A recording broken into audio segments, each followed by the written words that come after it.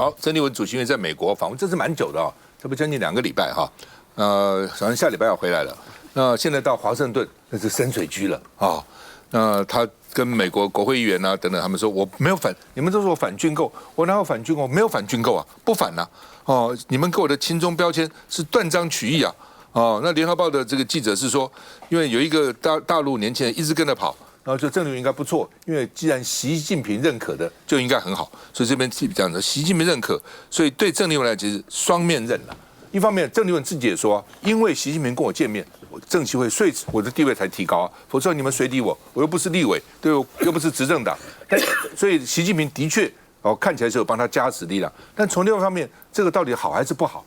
某一方面可能好，也因此美国很多学者对他非常有兴趣，说习大大跟你讲的什么，习近平讲的什么，你要和平，要怎么和平呢？大陆讲的和平跟你想的和平是不是一样的和平呢？反正有各种辩论嘛哈，学者一定很有兴趣的哈。那但是政界、国会议员他们的想法可能又不太一样哈。那郑丽文说现在态度放软，说商购啊，跟国防自主啊，希望直接跟美国沟通。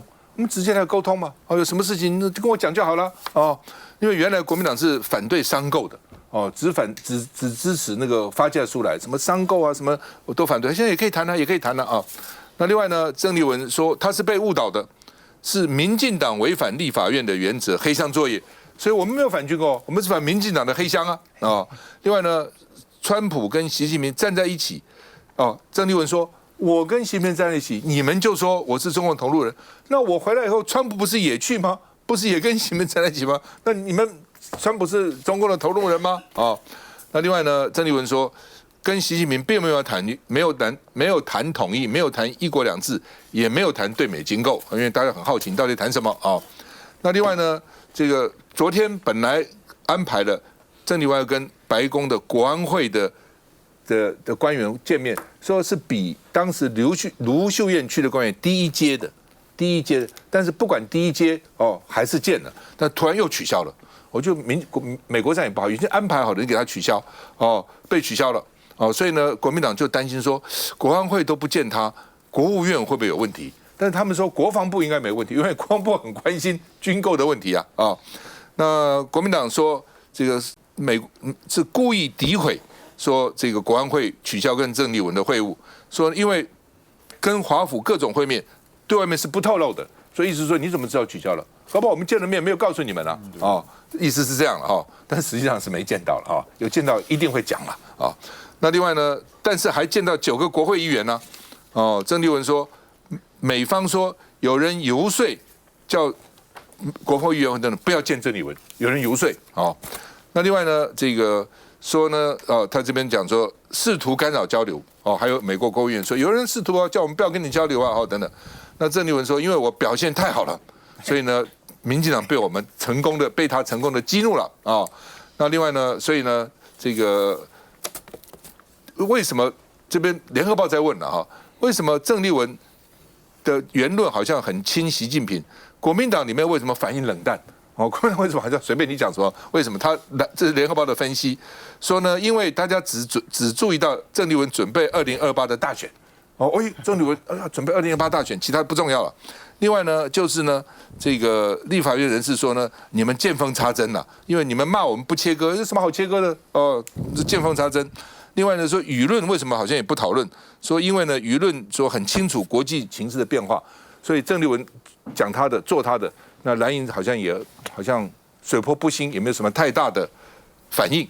看一下，国会议员亲口告诉我说，有人不断的来游说，说千万不可以见郑丽文，他们把我当洪水猛兽一样，有这么恐怖吗？丽文也不过就是身高高一点而已甚至于我看今天的新闻，还说丽文激怒了美国政府。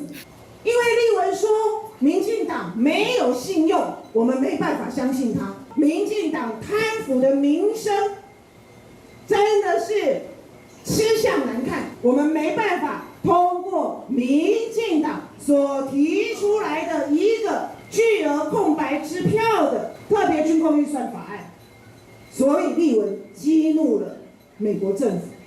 我觉得丽文激怒的应该是民进党政府吧。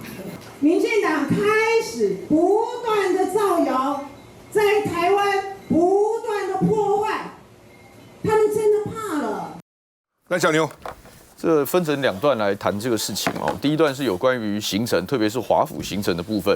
这个本来在外交上面彼此之间尊重彼此的安排，有一定的保密义务，我想是非常正常的一件事情。大家都不希望横生枝节啊，有见到面或者是有做合理的沟通，才是整趟出访最重要的用意。所以哦，这个主席在华府的行程，我甚至可以跟大家讲，是连我们在党内在文传系统的人都不见得知道啊，因为我们要尊重相关的保密义务，也不希望这些事情横生枝节。那现在媒体也刻意放话。好，这个放话也某一些层面来讲，它也无凭无据啊，它都是据传啊，等等等等啊，大家就真的要当一回事。我觉得这是扎稻草人的这种主观臆测啦，我觉得没有必要跟客观的这个访美的行程混为一谈哈。那再来，我想从整趟访美行程要传达的几个重点的讯息，所以借这个机会也说明一下嘛。其实第一个。其实不管是在侨宴，或者是见国会议员，或者是见智库，我想大家如果有一路追踪这样相关的新闻，大家有看出来讲的东西其实大方向其实都一致嘛。传达最重要的3个讯息，第一个是这个台海的和平稳定基本上符合各方利益嘛。这今天不是只是讲说两岸自己讲一讲就好，台海如果可以达成一个和平稳定，我想对于美国来讲也是一件好事啊，对不对？难道又像乌俄或者是伊朗一样，要再开一个冲突热点，造成大家的困扰吗？不是的嘛。这我想美方也不会反对这样子的一个说法。那第二个，这我们本来就希望透过各方的对话去寻求稳定嘛。我们刚刚讲和平稳定很重要，但你怎么做到这件事情？我想多方对话是有绝对的必要的啊，因为多方的对话才能够增进了解啊，避免误判啊。你能避免误判，你才能避免局势失控啊。所以我觉得这是风险管理很正常的一件事情，不管是对到北京跟习近平见面，或者是这一趟的访美之行，其实都不外乎就是透过对话厘清各方的一些想法。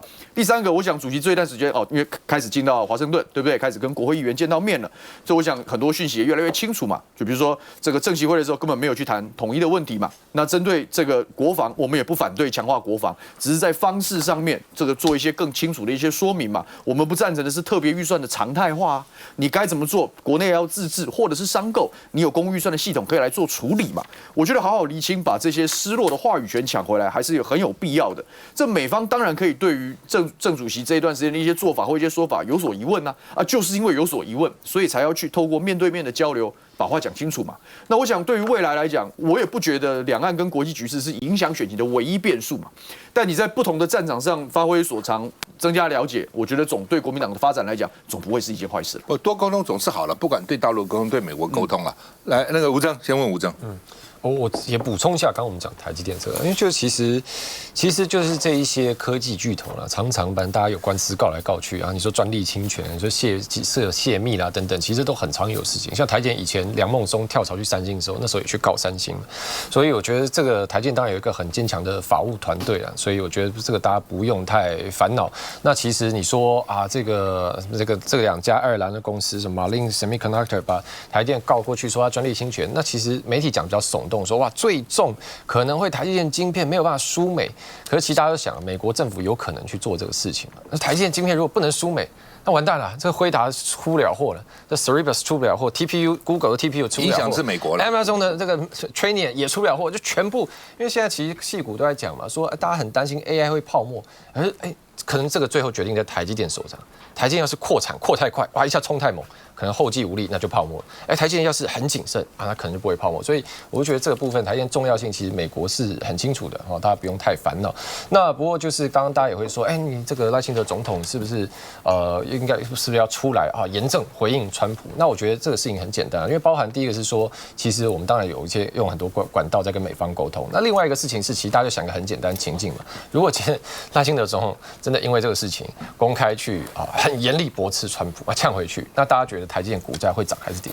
其实可能你反而因为这样的一个政治的冲突会拉高对抗，反而让台积电受到影响。因为台积电现在生意是越做越好嘛，包含你说5月的营收其实又创历史新高，比去年再成长30%。所以我觉得其实我们不要把台积电拖进这个政治的漩涡，其实对它才是比较好的。那讲回来，这个郑丽文的访美行，因为郑丽文当然以民进党的立场啦，是认为说郑丽文的两岸路线是相当蛮亲近中国路线的。那看起来郑丽文主席他本来给自己设定是说这次次去美国，他要来平衡，就是说这个不要让美国人被民党影响啦，说这个美国是恩人啊，中国是亲人等等等等。但我觉得目前为止看起来，似乎美国社会说美国的政界或学界并不一定很买单，因为包含说郑丽文他昨天回呛那个 Fox News 一个主持人叫 Maria 觉得说郑丽文是 China's person， 那郑丽文就说你不要断章取义，不要贴我标签。可是说实在，那就是美国福斯新闻台，你当然可以说它只是一个媒体，可是他没有政治的动机要贴你标签，那就是他们对你认知的一个信号嘛。因为说实在，他又跟你没有同台竞争的问题。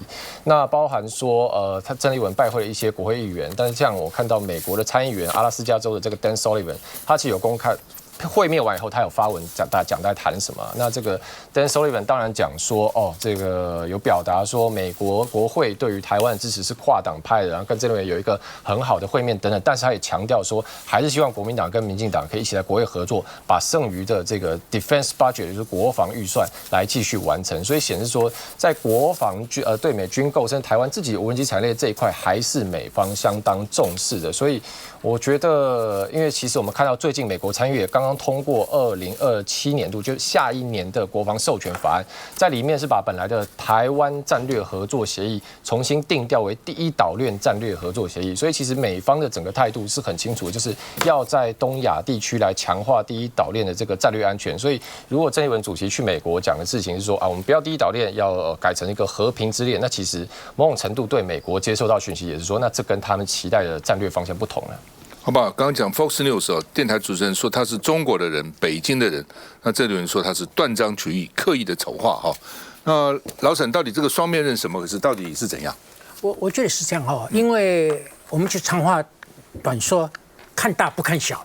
那小明是我的朋友哈，他当然尽量为郑丽文之行尽量美言，也算是党团三长应尽的责任。我不是党团三长，所以发言人，他不是发言，我不反驳你了哈。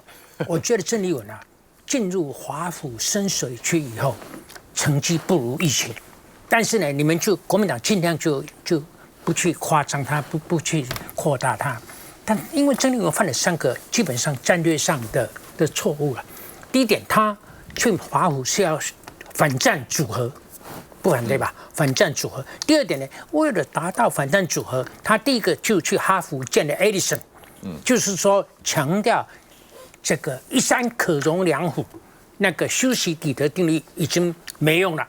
但是这2样是互动的是互为因果的。那这2样其实习近平已经讲了好几年了，只是老美不接受而已。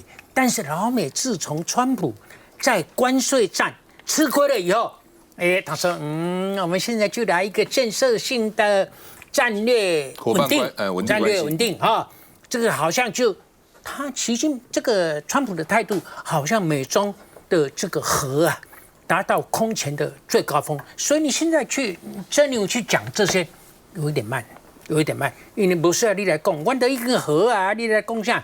但第3点我觉得郑丽文的这整个运作的过程是他尽量贬低自己，甚至到完全接受这个习近平的一中精神的3个要项。他为了什么？他为了要见习近平，他自己承认了，习近平不见他，他什么都不是，所以他尽量把自己变得小、变得低、变得矮，甚至出卖了灵魂。结果他接见到习近平，这是他的本钱他就是有这个本钱，他可以到美国去了。但是他到了美国去把自己压小、压抑，压到低的不能再低的，又碰轰了。先压抑再碰轰，那结果呢？我觉得你觉得美国人有那么傻吗？我觉得台湾人有那么傻吗？你这个先压小再碰轰，这个其中的矛盾，这你其中的心机，其中的打算。难道大家不会看吗？所以呢，他在美国愿意听他。有一些学者当然好奇，喜欢说：“你讲的有什么不想就基于好奇的心理，愿意跟他一对一对谈。但是说出来成群结队的说出来挺他的，几乎没有。不，乔瑟反应不错了。那乔瑟，我跟你讲，乔燕的反应，你这个就是外行。你乔瑟要亲身身历其境，才晓得那种乔团的宴会、侨团的欢迎是哪些侨我告诉你，华侨起码有5种以上对吗？不管嘛，那至少你不管我管、啊。或者我的意思说，至少有一种桥是很欢迎他，那当然都爆桌嘛，至少有一种桥。休息一下再回来。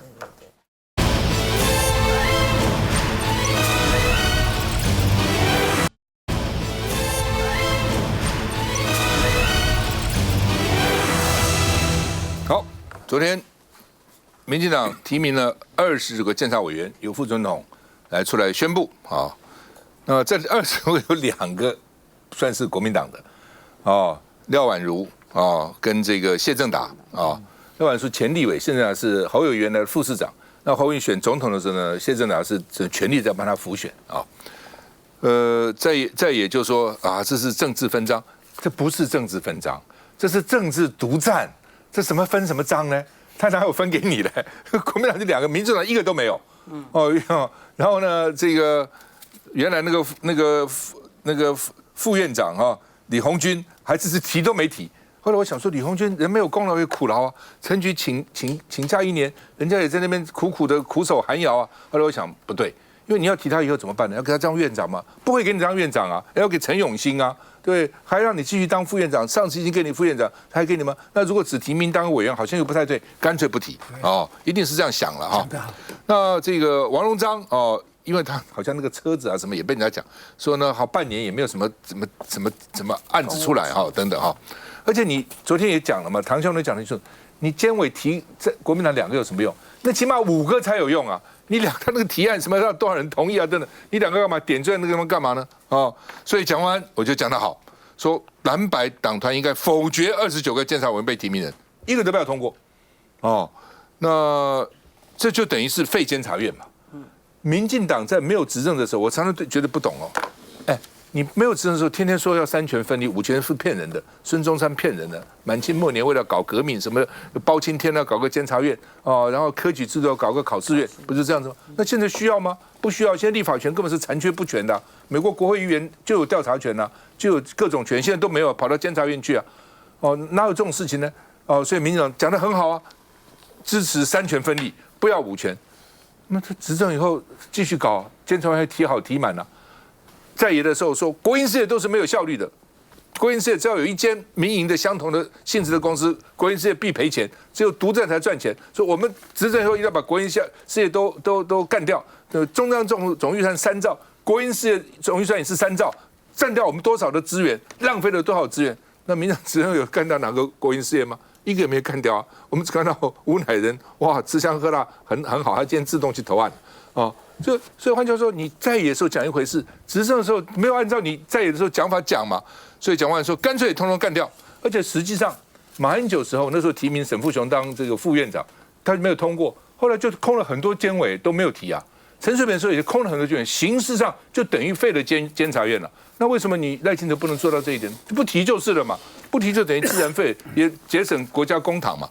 哦，所以呢，这个蒋万安抛废监院，把球丢给绿营。你是不是真的想修宪？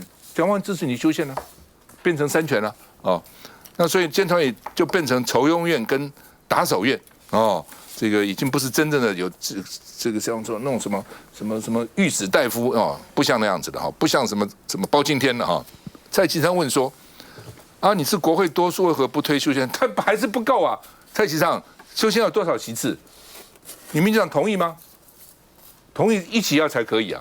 光蓝白也不够那个席次啊，哦，那国民党特别发表声明说，谢正达、廖婉如不是国民党推荐，哦，而且国民党党团是倾向全面封杀啊。那另外呢，这个他们说，民进党也知道，民进党那么笨嘛，你蓝白这里面占那么多数，我又不跟你协商，所以呢，基本上也不会通过的。但是呢，就是到时候骂你们，你看看监察院不给我们通过，这个不给我们通过，那个不给我们通过，看一下。监察院完全没有让人民可以信服的作为，所以耳奉耳入，明高明旨，我认为应该要废除监察院。所以，民进党从以前到现在也都支持主张废除监察院。我建议在立法院国民党团、民众党团，应该可以考虑全部否决29位监委名单人选。陈文慧他们说之所以提名陈永新，是因为他跟柯文哲关系很好，是不是这样？不，有人这样说嘛？是因为跟陈菊很好。对了，好吧，这是在继承陈菊。不管了哈。那陈永新因为以前是独派的大佬嘛，因为现在民众党的八票很重要，所以民众党因为国民党说我反正如果说通通封杀，民众党如果支持通通通过，所以你们民众党会怎样？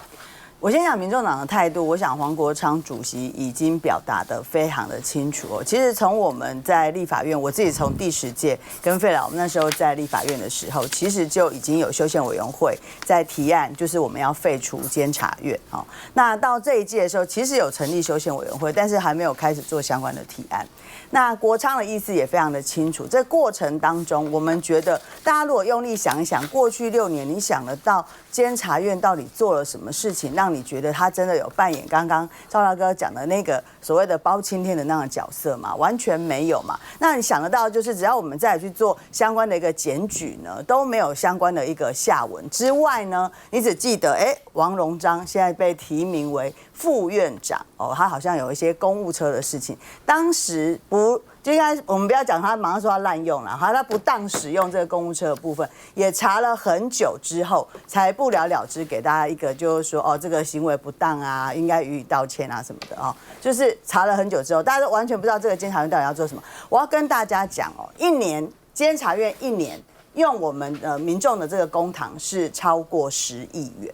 好，那监察委员的薪水跟立法委员是一样的。你想想，现在小刘他们在立法院里面哦，过去这2年哇，真的是非常的辛苦，还没有休会的时间。但你想得起来我们的监察委员在做些什么事吗？所以民众党的这个态度非常的清楚哦，就是要废除这个监察院。好，所以这一次的名单我们也都完全不同意了。好，昨天我看到这29个名单的时候，其实我们地方乡亲第一个当然看到了这个所谓的陈永新，他是我们圣母医院的这个院长。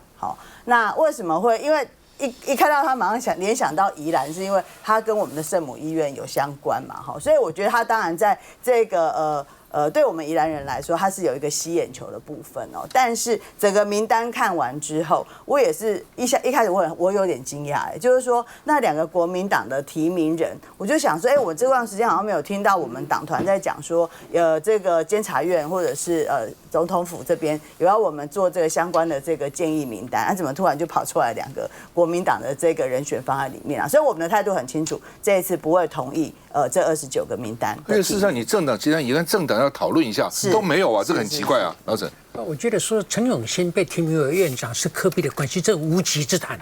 勉强要讲，我觉得陈永新医师啊，跟陈菊的关系很好，很亲密，很多想法、很多做法都一样。一个国际啊，一个英hin啊，陈永新医师，他们真的私人的感情也都非常好。我觉得提名陈永新给陈菊一个交代。那我觉得为什么赖总统喜欢做这些没有营养的事情？他提满不会过为什么要这样？我倒是觉得昨天让我眼睛一亮的，就是蒋万安，因为党中央国民党党中央平白放弃了一个表达立场的话语权。那党中央平时都喜欢跟党团争话语权呢，这个是你的权利。那你假如轻轻松松说谢正达跟廖婉如有来报备，大概就是这个意思。我觉得不够明确，不是主席不在国内，你就这么软弱，我觉得很奇怪。而且也没有报备，都没有报备。但是我跟你讲蒋万安这1年来做了2样事情，是其他自认为是大咖，或者是2028也许我有份的人自叹不如的，有没有自叹不如我不晓得，但是你们是大不如啊。第一件事情，蒋万安在台北市议会有多次，民进党议员问他你是什么人，你是哪一国的，他每次都讲我是台湾人但是他都会补上一句说也是中华民国国民。到现在为止其他的大咖3个到2个到4个，没有一个跟进没有人敢跟进，你知道那个我是台湾人难以启口。为什么？他们讲了以后，票会丢掉，还有会反弹。所以蒋万安讲了2、3次了，这个得分没有人赶得过你。第2天就是昨天嘛，这一件事情不干你市长屁事对不对？但是呢，他在时间上很快，没有人在他这前面就讲废掉，监察院是应该要废掉。这个也是讲的比国民党任何大咖都明快，这个也是留下记录。所以蒋万安要么就是个人非常的睿智，我不晓得他有没有那么聪明，要么就是背后有高人。所以是哪一个高人呢？这个高人要重用。好不好？我是支持蒋万安今天的讲法了。事实上，监察院摆在那边干嘛嘛？跟个盲肠一样嘛，没有什么作用嘛，在那边示威素餐嘛。所以监察院干脆废掉。那现在既然不能修宪废，就不提名。赖清德也是个表现啊，我通通不提名，对不对？就是实质废监察院嘛，为什么不行呢？赖清德，你有没有听到？可不可以这样子？接下来再回来。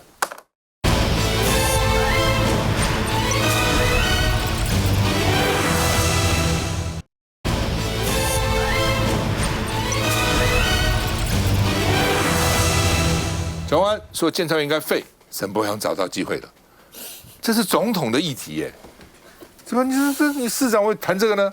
应该是你要谈市政议题才对啊，那而且呢，因为蒋万安一直到南下，刚看他的南投啊等等到各地去嘛，合体嘛，沈伯洋就说你对其他县市那么关心，对台北市有关心吗？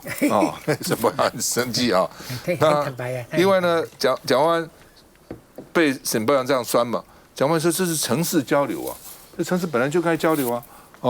事实上你们不知道国民党的县市长是有一个群组的。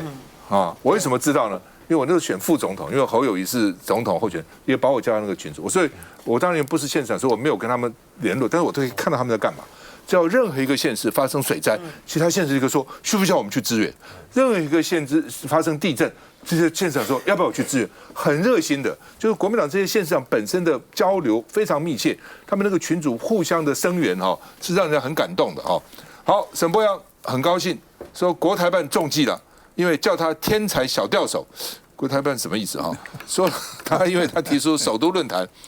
所以呢，国台办就跳脚，所以他说：“你看，我是调手，我国台办调出来，把国台办调出来了，国台办出来了说我是，所以呢，叫我天才小调手，蛮无聊的啦蛮无聊的。”沈伯洋说他当选愿意到北京访问，蒋万安就说：“你不是说大陆是破口吗？两岸交流是破口吗？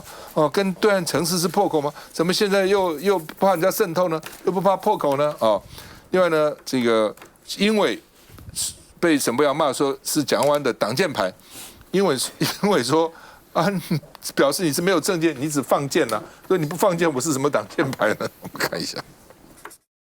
我觉得现在有一个蛮大的问题，就是每一次我们对于不管是对于市政有质疑或者是对市长有一些想法，大家在问的时候，看起来他还是很容易就是说这是他之前都是问中央嘛，对不对？有一阵子都问我嘛，那现在就是问隔壁那个叫英伟叫英伟所以呢就是说，就是我觉得这可能是变成是一个常态蒋万安现在是台北市长那我们现在问了很多跟市政有关的议题，他基本上都不会出来回。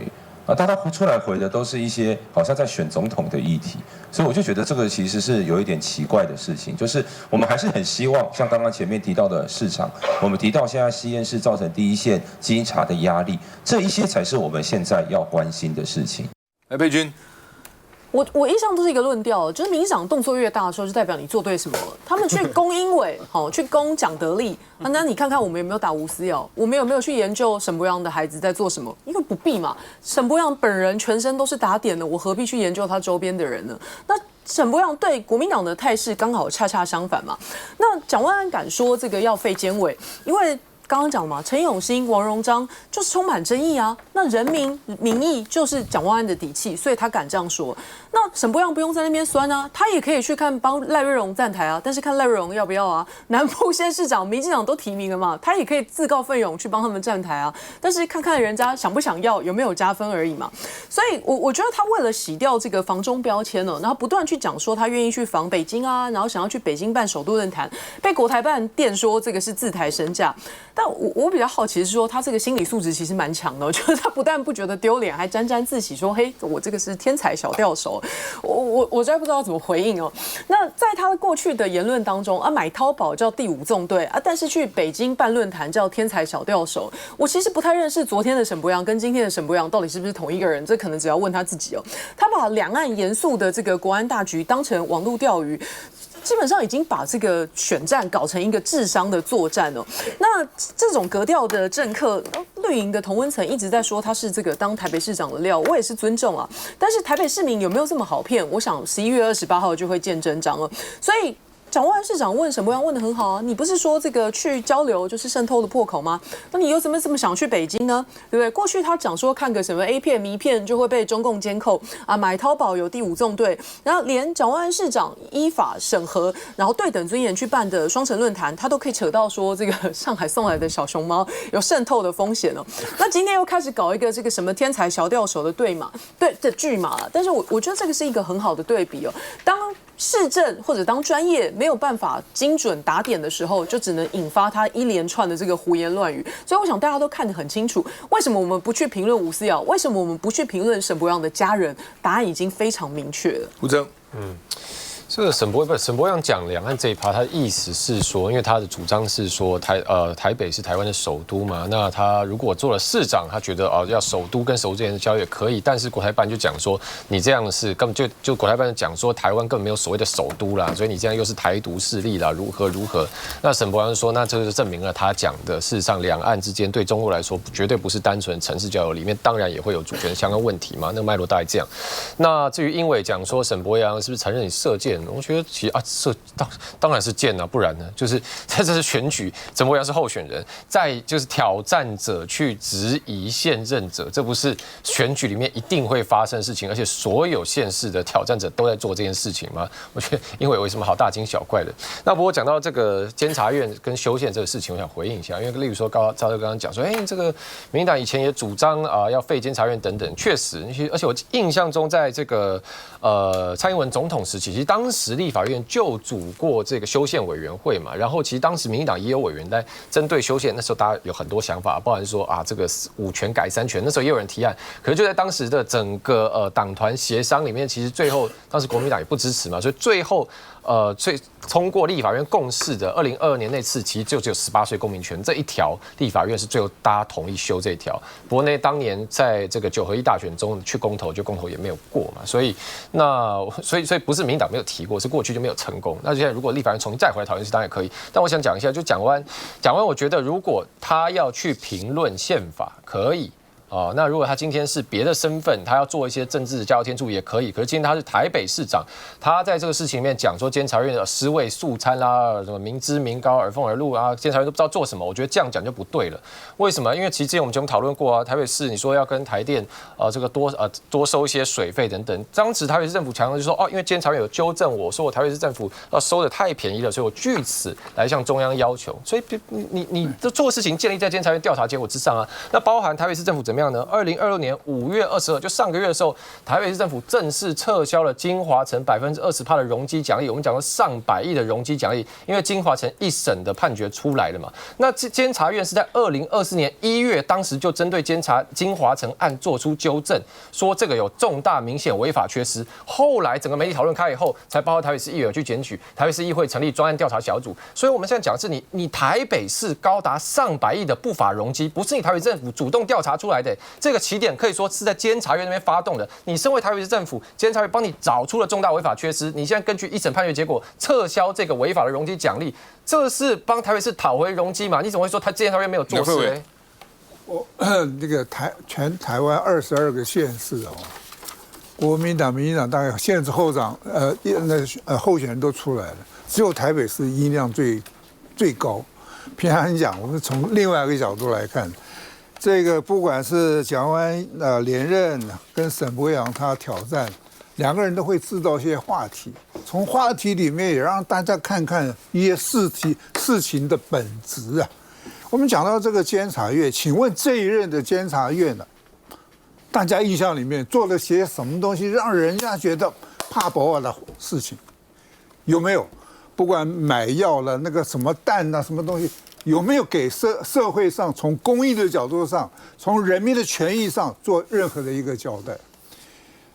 所以我在看之前有不管是 NCC 的委员中选会的委员还有这个大法官检察总长好像这个补选或改选都没有出来。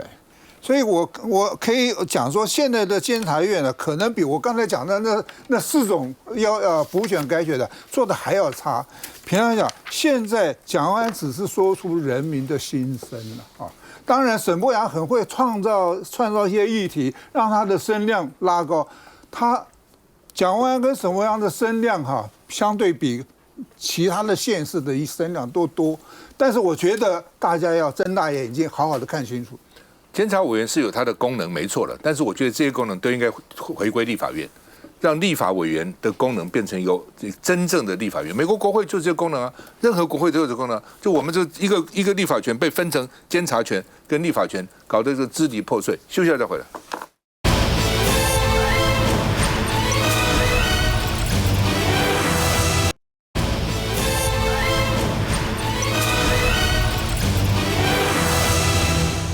好吧，有个铁拳教育这个片子，哇，大家很热门所以呢，这个，但是赖瑞荣把那个留言统统不准他留言也帮他去讲他孩子那个了那另外，民进党北高连线这个发布他们穿球衣所以你看沈伯洋有然后呢蔡其昌然后这个什么吴佩益然后这个黄捷等等所以。他们北高的主委嘛，然后这个再加上候选人，这个地方赖荣应该去缺席主要因为怕人家问那个问那另外呢，这个他因为封锁了铁城教案的留言，所以呢，这个庄瑞雄干事长就出面替他缓颊，所以他压力是很大，网友别为难他的了那另外呢，因为铁拳教育爆红，所以呢，他被酸民洗版，说赶快追剧那柯志恩就说呢，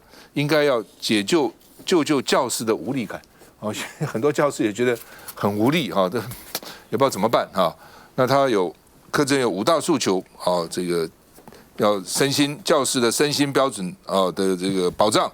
另外呢，学生跟家长恶意骚扰要处理程序另外呢，教师有离线权，防止家长深夜还不断的打扰他。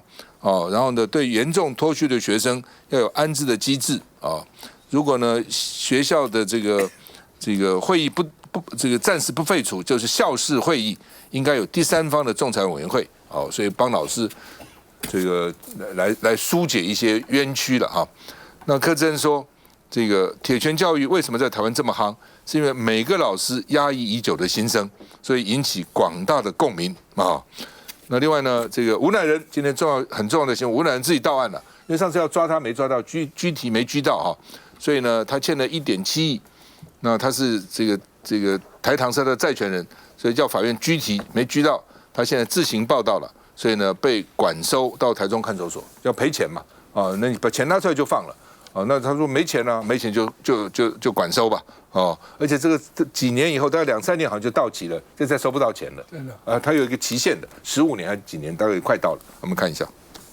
2个城市的天际线的这些地景，例如说像我们台北的，就是有总统府1011。加入台北高雄城市天际线元素，北高串联发表球衣，连民进党立院党团总召蔡其昌都来了，就是没见要选高雄市长的赖瑞隆。那当然本来也有邀请赖瑞隆委员，他今天也本来要出席，那因为临时有行程，那就是刚好没有办法来。难道是因为最近探讨校园霸凌和权势家庭的韩剧《铁拳教育》，让赖瑞隆在社群上频频被标记？即便是北高记者会，赖瑞隆持续神隐。最近很夯的一部韩剧《铁拳教育》，看过人请举手一下。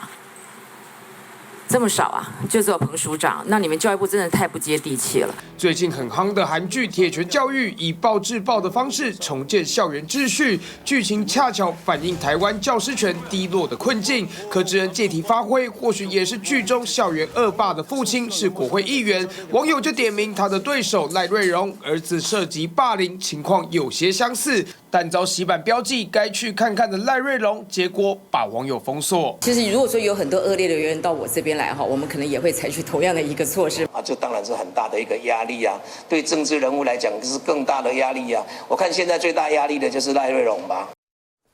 来，这个晚会，我想这个影片会引起大家的这个关注我们最近在这个地方也在讨论，有一些老师在跟我讲说，你知道现在老师有多难当？为什么谈起来？除了这个影片之外，还有就最近是毕业季，你知道吗？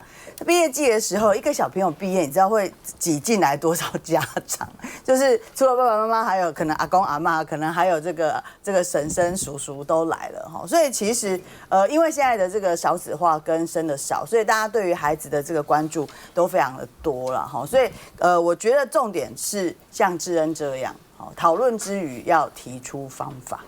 因为我觉得大家现在对于那个彼此的跟老师之间的这个留给老师的这个空间感真的是越来越少了。因为现在有这个手机很方便，然后赖随时好像都可以传讯息这样子，所以只要大家想到小孩子明天可能连明天要带什么东西都要赶快上线问一下老师哈。所以这其实有时无形当中真的是也给老师加重了非常多的一个工作了哈。所以我觉得选县市长是这样了哈，就是说。当然，这个赖委员他的这个把他直接封锁这件事情，我相信会引起大家非常多的不满。但是我觉得，与其这样子，不是同袍帮他说好话而已啦，就是他应该提出更具体，他认为可以怎么样来改善这个状况。这个直球对决，可能对他现在这个目前的这个所面临的这个窘境啊，我认为是会比较好的。来，吴征。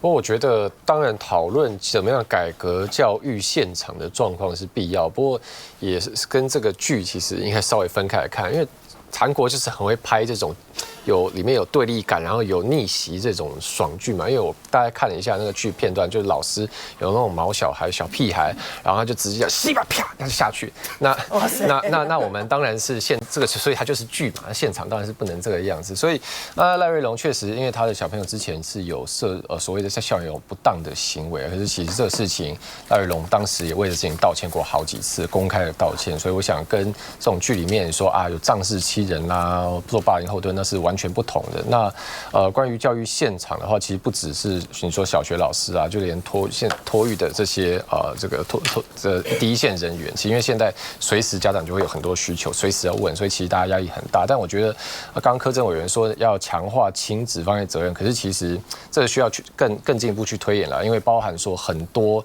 我们讲说行为有偏差的小朋友，他本身家庭功能其实就是失能的，所以这时候可能其实也是需要政府包含中央跟地方都有更多资源进来。那是。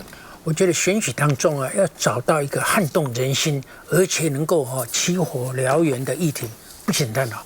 有的时候你再怎么想，再什么设计都没用，但是有的时候你信手拈来，完全不费功夫。这个就是一个议题啊，这个就是一个韩国的短剧，竟然让赖瑞隆退缩了。那你柯志恩就是被我逮到了那重点在哪里？今天的老师是很可怜的，他怕学生，也怕家长，也怕那个校区这个附近的黑道，他什么都怕所以叫那个老师觉得很委屈。但是重点是什么？让老师害怕的学生，让老师害怕的家长是少数嘛？多数的学生跟多数的家长是跟老师在一起的。这个你这个可是你要分这样。我们都是善良的，我们都是为学校好，我们都是为老师好那些不好的，你得罪他没关系，人很少你要得罪少数，跟多数站在一边你票就进来了。人少是少了，但那些声音很大的，很不讲理的。来，佩君。不你这个我反对你这个讲法，你要收回去。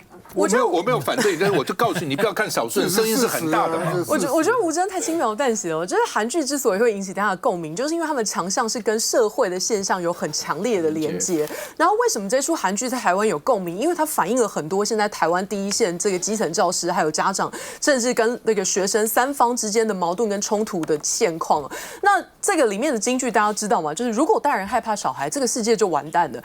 高雄这个赖瑞隆卷入了这个霸凌风波，就是上个星期我在处理台北一件这个特殊的孩子10度威胁这个同学跟老师，然后被通报校园事件的时候，这个他的个资或者是他的这个学校的状况还有处分，通通一览无遗，然后校长或者是学校都受到相关的究责。就有很多人来留言说，台北的很快拨云见日，那高雄的呢？今天如果民进党觉得这个剧只是剧，跟现实人生完全没有关系，那赖瑞荣为什么要缺席这个北高强棒连线？北高强棒连线啊，高雄的人没来，这还叫连线吗？如果不是心虚，什么才叫心虚呢？所以很简单，就是那一句：权力如果没有责任，就会变成另外一种霸凌。这一出戏里面针对那个国会议员，教育部长就是跟他说：今天只有让你垮台，你的小孩才不会在学校这么嚣张，就是赖瑞荣的现况嘛。这我想哦，这赖委员要不要删除网友的留言，这个尊重他自己的一个判断啊。但我想，这影响选情的关键还是对于政策的掌握程度。这个剧它很有穿透力的原因是，后来我稍微查了一下啦，它其实是根据韩国国内的一些真实事件的一些改编啊，包含霸凌的事件、这个学校老师被诬陷的事件、啊联合作弊的事件等等，它都有真实事件作为依据。那么韩国对于这些真实事件的反应也是非常强的，他们在2023年的时候通过了教权保障4法。他们当然没有成立那个超级机关啦，但他们通过了非常多的这样子的一个保障法，去保障教育工作者相关在行使教育工作的时候，让他有一个正常的环境。当然，我们都希望说这个人权挂帅，我们都希望说可以保障孩子。但是问题是，这一段时间我们台湾是不是也有一点点矫枉过正，以至于已经背离了常识呢？我觉得这件事情是值得非常多的思考的。梁慧伟，这个韩剧啊，我自己上网看了，真的是很夯啊！看的人讨论的人也非常的多，所以说我说不要谈是不可能的事啊。第二个，我看民进党是办的这个北高的连线啊，如果2个候选人有1个人缺席，干脆就不要办。但是我是觉得，任何一个重要的选举，尤其到市长级、立委级、总统级，这也是考验一个候选人的危机处理能力。这个事情